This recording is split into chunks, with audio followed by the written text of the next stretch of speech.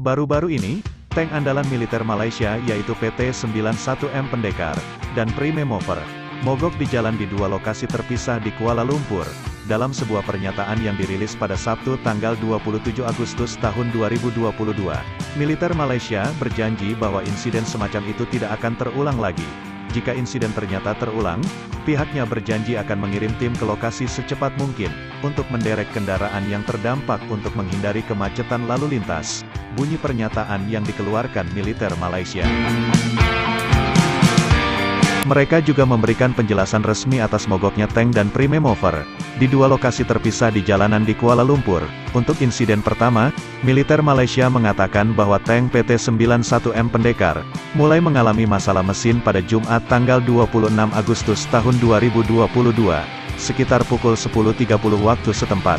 Tank tersebut baru saja menyelesaikan latihan untuk parade Hari Kemerdekaan ke-65. Sedangkan untuk insiden kedua, Prime Mover mengalami masalah mesin sekitar pukul 11.26 pada Sabtu di jalan depan Museum Nasional. Prime Mover itu sedang dalam perjalanan kembali ke perdana kami di Sungai Besi ketika rusak.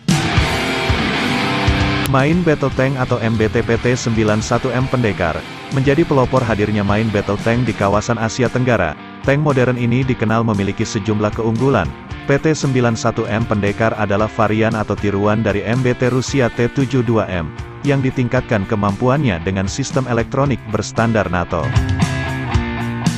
Tank ini diproduksi oleh Zakłady Mechaniczne Bumar Labedi SA, manufaktur persenjataan dari Polandia. Di Polandia, MBT ini diberi label PT-91 Towardi. Malaysia sendiri menjatuhkan pilihan kepada Polandia lantaran MBT PT-91M dianggap punya kualitas yang tak kalah dengan rampur produksi Rusia.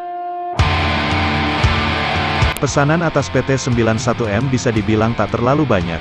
Dengan kontrak senilai $375 juta didapatkan 48 unit PT-91M, 6 kendaraan recovery WZT-4, 5 varian AVLB Armored Vehicle Launch Bridge sebagai pengusung jembatan, dan 3 unit mid-M, yang dilengkapi roller dan bilah dozer untuk menerobos rintangan. Mengusung desain khas Rusia, namun jeroan yang terkandung di PT-91M sudah condong ke NATO.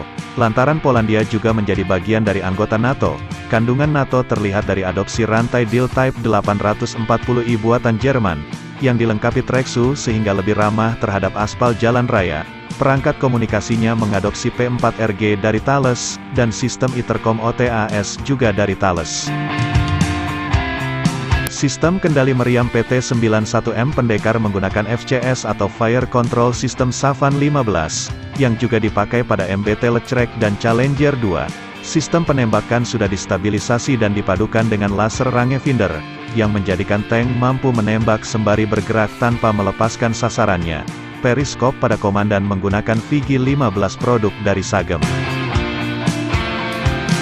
Meski di sana-sini penuh nuansa barat, namun meriamnya masih mengandalkan jenis orisinil 2A46 kaliber 125 mm.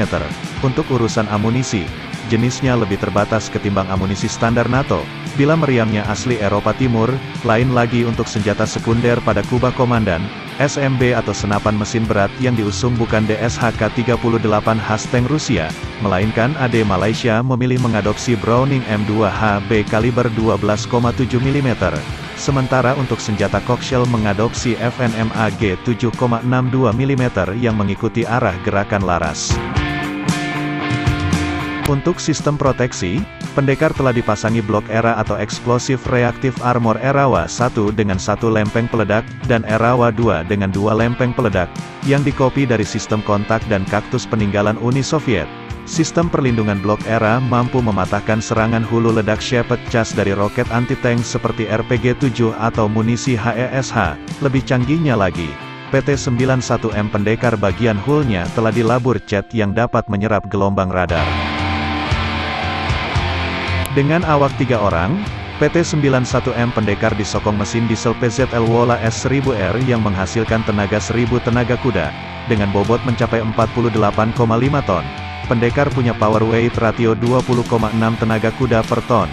Transmisi MBT ini menggunakan Automatic Range Sim atau ESM 350M dengan 7 gigi maju dan 1 gigi mundur.